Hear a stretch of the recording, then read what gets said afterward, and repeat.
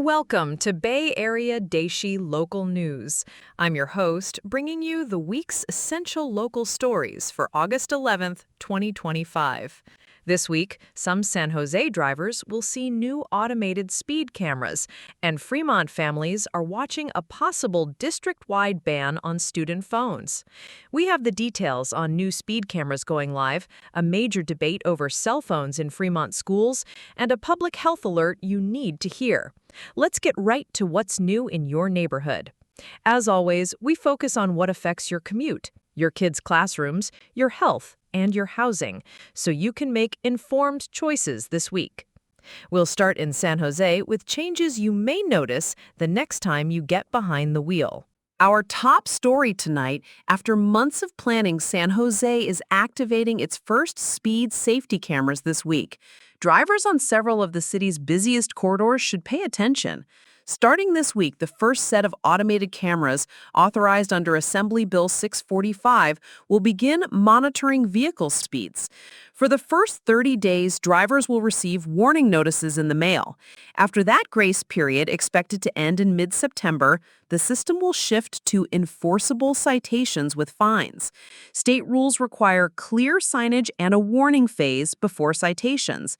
After that, tickets are issued much like red light violations, and you can contest them through the usual traffic court process. City staff say cameras will be calibrated and audited regularly to reduce erroneous tickets. The city has identified the initial locations based on data from its Vision Zero initiative, which aims to eliminate traffic fatalities. The first cameras will be placed in school zones and on the city's high injury network, including portions of Tully Road, Center Road, and Story Road, corridors used daily by families in Evergreen and Berryessa. San Jose is part of a limited state pilot under Assembly Bill 645. Officials selected corridors with a documented crash history and say they'll publish data on speeds and injuries so the public can track outcomes. Officials say the program is focused on safety, not revenue. The goal is to slow drivers on corridors with histories of severe crashes involving pedestrians and cyclists. For families with children walking to school or for anyone who uses these busy streets, the city hopes this will create a safer environment. To see a full map of the current and future camera locations and to understand the fine structure, you can visit the City of San Jose's Department of Transportation website. If you're doing school drop-offs, give yourself a few extra minutes this week and watch for new signs. From street safety to the classroom, Fremont is facing a debate over student cell phone rules. The Fremont Unified School District is set to discuss a major change to its student cell phone policy, and the outcome could impact thousands of families.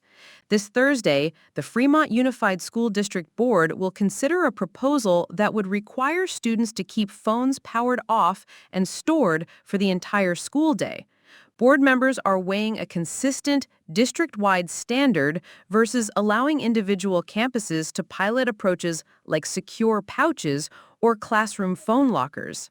This phone away for the day model is gaining traction in districts across the state, with proponents arguing it dramatically reduces classroom distractions, curbs cyberbullying, and improves student engagement.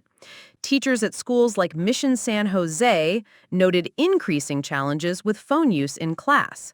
The draft under discussion includes carve-outs for emergency contact through the front office and for essential health needs.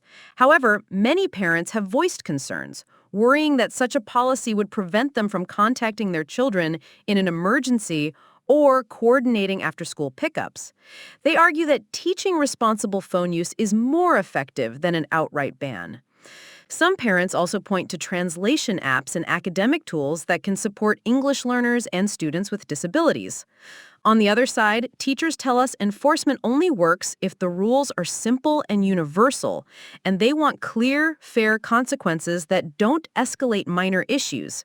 The meeting is Thursday at 6:30 p.m. The agenda, location, and instructions for public comment, including any remote participation options, are posted on FUSD's Board Docs site. Now to an urgent public health announcement for residents in the South Bay. The Santa Clara County Vector Control District has confirmed the presence of West Nile virus in mosquito populations in parts of Sunnyvale and Santa Clara. In response, the district has scheduled targeted adult mosquito-controlled treatments to reduce the risk of human transmission. These are ground-based applications using EPA-registered products at very low concentrations. Crews will apply treatments in targeted areas. Ground-based spraying is scheduled for late-night hours this week, approximately 11 p.m. to 2 a.m., weather permitting. The district's published map shows a treatment zone in parts of the 94087 and 95051 zip codes. West Nile virus can cause serious illness, and while the risk is low, it's important to take precautions. Most people have no symptoms. When illness occurs, it can involve fever, headache, or body aches, with severe cases more likely in older adults and those with certain health conditions. Officials advise residents in the treatment areas to stay indoors and keep windows and doors closed during the spraying operations. You should also cover fish ponds and bring pets inside. If you're out at dawn or dusk, consider using insect repellent with DEET or picaridin. The most effective way for all residents to prevent mosquito breeding is to inspect your property weekly and drain any standing water, no matter how small. For a detailed map of the treatment area and to sign up for notifications, please visit the county's vector control website. Next, a travel notice for the weekend, especially for public transit riders. The Valley Transportation Authority, or VTA, has announced a significant service disruption for this upcoming weekend.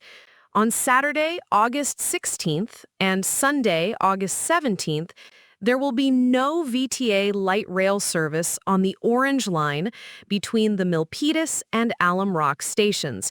The closure is necessary for crews to perform essential track and system maintenance.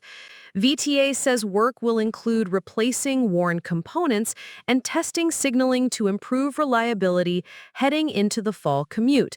This will directly impact anyone planning to use the light rail to connect to BART at the Milpitas station or travel to destinations along that corridor.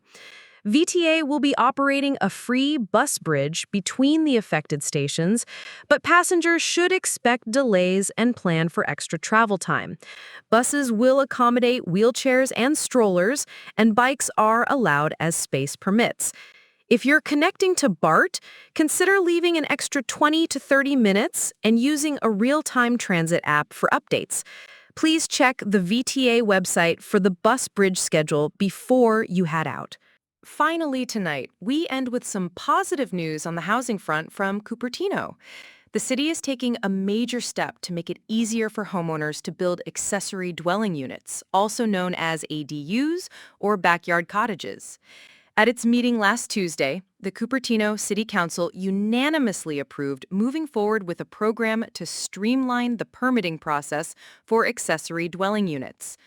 The city plans to publish a set of pre-reviewed designs, studio and one-bedroom layouts common in local backyards, so applicants can skip some rounds of plan checks and shorten timelines. The initiative includes creating a gallery of pre-approved building plans that residents can use, which is expected to significantly reduce the design costs and approval times that have often been a barrier for homeowners. This is a direct response to the ongoing housing shortage and is particularly relevant for the many multi-generational families in our community. The new rules could make it more feasible for families to build a small home for aging parents or adult children, providing more housing options and helping to keep families together. For homeowners, an accessory dwelling unit can create space for relatives or help offset a mortgage. But be sure to budget for utility connections and construction timelines. City planners say early site consultations can help avoid surprises around setbacks, height, and parking. For more information on the pre-approved plans and the new streamlined process, visit the City of Cupertino's Planning Department website. The city will also host informational workshops in the coming weeks. If you're in a homeowners association, check community rules, which may have their own review steps. And that is your community update for this week. From new rules on our roads and in our schools to health alerts and changes to your commute, Staying informed is the first step to navigating life in the Bay Area. We'll continue to track these stories and bring you the local news that directly impacts your family and your neighborhood. If you have a tip or question for next week's report, use the link below. If this update helped you plan, consider subscribing and sharing with a neighbor. Thank you for watching Bay Area Dayshi Local News. We'll see you next week.